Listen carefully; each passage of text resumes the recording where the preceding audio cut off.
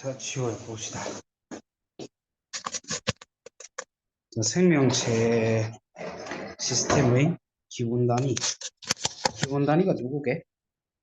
세포예요, 당연히. 세포.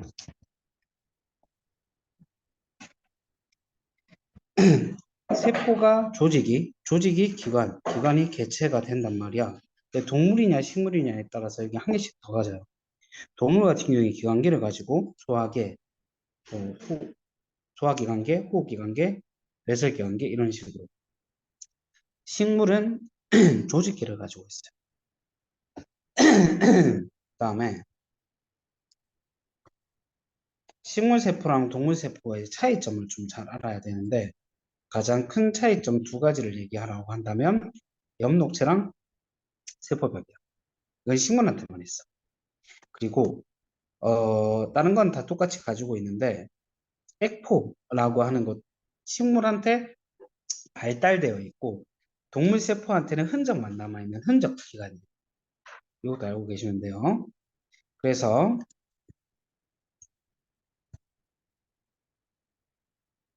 물질의 생성과 운반에 관여하는 세포 소기관이 있고 그 다음에 에너지랑 관련되어 있는 세포 소기관이 있고 그 다음에 그 주변에 있는 그 나머지 기타 등등등 이런 것들이 있는데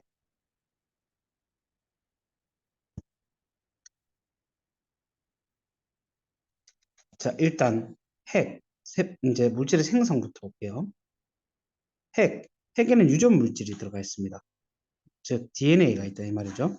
그 다음에 핵은 두 개의 막으로 둘러싸여 있어. 핵막이 두 개거든. 그 다음에 리보솜이라고 하는 것은 단백질을 생성하는 공장이라고 보시면 돼요. DNA 정보에 따라서 단백질을 만들어내. 우리 몸을 만든다. 그 다음에 핵을 둘러싸고 있는 껍데기 같은 것들 있잖아. 얘네들이 소포체라는 애인데 소포체는 뭐 통로 역할도 해주고 물질이 만들어져서 운반되는 통로 역할도 해주고 지질을 합성하기도 해. 음. 핵막과 연결되는 통로 역할, 그 다음에 지질을 합성하기도 해요. 그 다음에 소포체가 조금 떨어져 나왔는 게 골지체야. 소포체가 떨어져 나와서 골지체를 만드는데 골지체는 소포체 리보솜은 뭐 물질을 만드는 그런 공장, 소포체는 운반해주고 골지체는 우체국 같은 곳이야. 필요 없는 건 여기다 저장하고 필요 있는 건 막으로 둘러싼 다음에 포장한 다음에 밖으로 이제 내보내줘. 음. 저장 및 운반을 해주는 장소라는 거. 그래서 핵에 있는 유전 정보를 보고 리보솜에서 단백질을 만들고 소포체에서는 지질 같은 걸 만들고 소포체는 또 운반하는 통로 역할.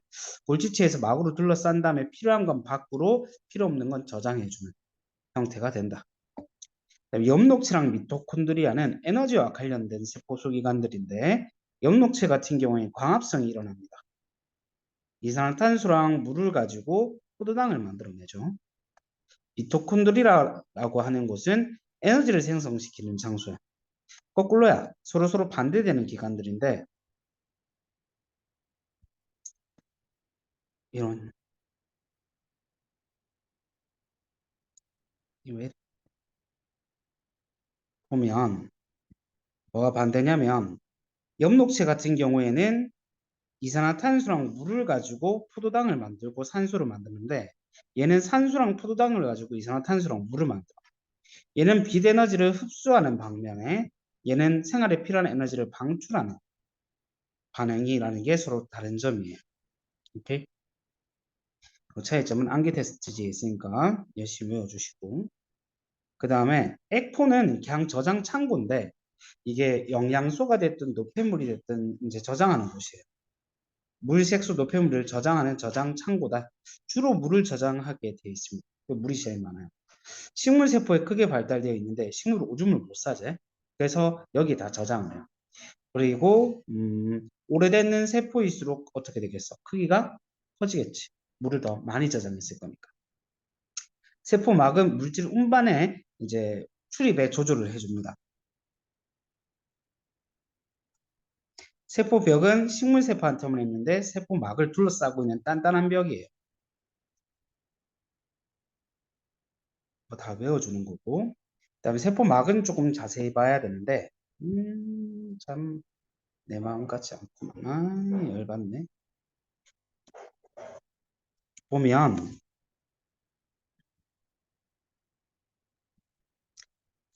이렇게 생겼는 인지질이라고 하는 놈이 있는데, 인지질이 아래층, 위층으로 인지질이 이중층으로 구성되어 있는 거 보고 볼 수 있죠. 이렇게 인지질이 이중층으로. 왜냐면 이 대가리 부분은 친수성이라고 그래서 물이랑 친해. 이 꼬랑지 두 개 부분은 소수성이라고 그래서 기름이랑 친하거든. 그러니까 물이랑 친한 부분들이 우리 몸이 한 70%는 물이다 보니까 바깥쪽으로 친수성 부분이 무조건 나와 있게 돼 있어. 그래서 두 겹씩 쫙 둘러싸는데 인지질 이 이중층이 뭐야? 세포막의 주 물질인 거야. 그 다음에 그 사이사이에 뭐가 끼어져 있어? 단백질이 이렇게 끼어져 있는 거야. 단백질은 마치 진흙에 꽂았는 꼬챙이처럼 막 움직일 수 있어. 인지질 사이를 막. 이걸 유동 모자이크 구조라 그래.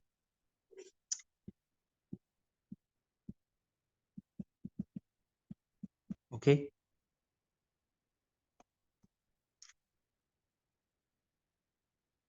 자, 세포막을 투과를 해야지 물질이 들어오고 나갈 수 있는데, 이 세포막을 투과하는 건 인지질을 통해서 들어오는 물질들이 있고, 그 다음에 단백질을 통해서 들어오는 물질이 있어요. 요 구분을 잘 해야 돼요. 근데 대부분은 인지질이 많게, 단백질이 많게, 인지질이 훨씬 더 많아. 그래서 인지질을 통과하는 게 세포막을 통과하는 거다, 이렇게 보기도 해요. 그래서 보시면, 세포막의 선택적 투과성을 보시면 분자 크기가 대체적으로 작고, 그다음에 기름에 잘 녹고 왜 인지지 이중층 안쪽을 통과하려면 기름이랑 친해야 되거든.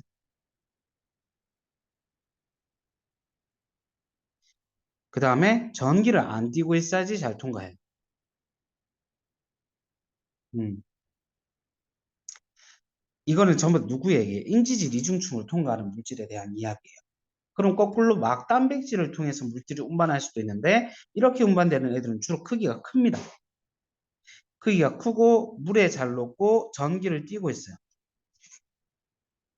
얘는 어때? 크기가 작은 기체 분자들 기름에 잘 녹고 이런 애들. 전하를 안 띠고 있는 애들. 전하를 띠고 있는 이온들은 막단백질을 통한 확산이 이루어지겠죠? 아, 이걸 안 한 얘기했네. 인지질을 이중층이든 막단백질이든 확산이라는 걸 이용해 줍니다. 확산이라고 하는 것은 고농도에서 저농도로 물질이 운반되는 걸 얘기를 해주제. 그래서 항상 방향이 이렇게 정해져 있어요. 고농도에서 저농도로 물질이 퍼지는 거. 근데 이게 인지질을 통한 확산은 그런 게 없는데 막단백질을 통한 확산은 좀 한계가 있어요. 막단백질의 개수가 좀 정해져 있거든. 이 막단백질이 모두 물질 운반에 관여하고 있으면 그보다 빨라질 수가 없지. 무슨 말인지 이해되나? 그래서 촉진 확산 같은 경우 어느 정도 증가하다가 일정하게 이렇게 유지가 된다고. 속도가. 아무리 농도 차이를 진하게 해줘도. 근데 단순 확산 같은 경우에 인지질은 되게 많기 때문에 인지질 이중층은 농도 차이를 진하게 하면 해줄수록 점점 더 빨라져요. 오케이. 그 다음에 예시들 잘 봐주시고 기체 교환은 인지질을 통한 거. 그 다음에 포도당, 영양소, 물에 녹는 영양소들은 즉 수용성 영양소들은 전부 다 막단백질을 통한 물질의 운반이 된다. 자, 세포막을 이동하는 물질 운반은 저렇게 확산 현상을 이용하는 것도 있지만 또 뭐도 있냐면 삼투 현상을 이용하는 게 있어요. 삼투가 무엇이냐? 반투과성 막이 있다고. 반만 투과한다고 그래서 반투과성 막이라고 그래요. 여기 설탕 분자가 있다고 칩시다. 설탕 분자가 개 커. 그 다음에 작은 건 물 분자라고 할게요. 자, 그러면 설탕이 확산되려고 할 때 설탕이 통과할 수 있어 없어? 없지. 그러면 여기 있는 물이 밸런스를 맞춰주기 위해서 농도가 진한 쪽으로 이렇게 온다고. 여기는 오른쪽은 물은 많으니까 설탕 때문에. 아니 설탕 때문에 왼쪽이 물이 적다 보니까 오른쪽이 물이 많아서 물이 많은 쪽에서 물이 적은 쪽으로 이동하는 물의 확산이 이루어지는데 우리가 봤을 때는 고농도의 물 쪽으로 저농도의 물이 이동한다. 이렇게 볼 수 있겠지. 저농도에서 고농도로 물이 이동하는 현상. 이걸 삼투 현상이라고. 낮은 용액에서 높은 용액으로 물이 이동하는 현상이다. 오케이? 그래서 식물세포와 동물세포에서 각각 삼투 현상을 볼 건데 등장액이라고 해서 농도가 세포 안이랑 똑같은 용액이 있고요. 이게 왜 이래? 개짱나네. 어. 저장액이라고 해서 세포 안쪽보다 농도가 좀 작은 용액. 그 다음에 고장액이라고 해서 농도가 세포 안보다 좀 진한 용액이 있어요. 각각 여기에 동물세포 같은 경우에 집어넣었을 때 어떻게 되느냐. 동물세포는 등장액에서는 들어오는 물과 나가는 물의 양이 똑같아요. 식물세포도 똑같아요. 들어오고 나가는 물의 양이 똑같아요. 그럼 부피가 일정하게 유지되겠지. 이해될까? 근데 저장액에 집어넣었을 때는 음, 가셔도 돼. 저장액에 집어넣으면 농도가 연한 용액에 집어넣으면은 들어오는 물이 더 많아. 왜? 밖에 농도가 낮고 안쪽에 농도가 진하니까.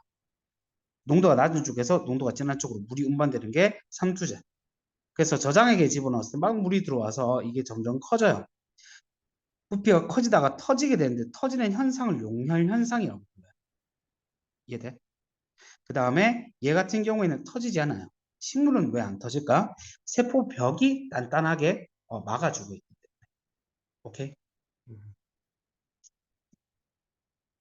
그 다음에 농도가 높은 고장액에다가 집어넣었을 때는 물이 바깥쪽으로 이제 농도가 진한 쪽으로 물이 빠져나와 버려요. 세포 안쪽에서. 쭈구리가 된다고. 부피가 작아진다고. 얘는 어떻게 될까? 이게 세포 벽이 바깥쪽에 있는데 그 세포 벽에 세포막이 붙어 있었거든. 세포막이 세포 벽으로부터 떨어져 나와 버려요. 이걸 원형질 분리라고 불러요. 세포막이 세포벽으로부터 분리되어서 안쪽으로 세포벽 안쪽으로 쭈구리가 돼요. 오케이? 자, 우리 주변에 이런 현상들, 삼투의 예시들 어떤 게 있을까? 콩팥에서 세뇨간에서 모세혈관으로 물을 재흡수할 때 식물에 비료를 많이 주면 말라주고 왜? 바깥쪽이 농도가 진하다 보니까 식물 안쪽에 있는 물이 다 바깥쪽으로 빠져나와 버립니다. 그 다음에 시든 식물에 물을 주면 싱싱해지는 이유는 시들었으면 안쪽에 물이 없어서 농도가 진하거든. 그러니까 농도가 연한 바깥쪽에서 물을 다 빨아당겨 버려요. 전부 다 삼투 현상이죠. 오케이, 내용은 일단 여기까지.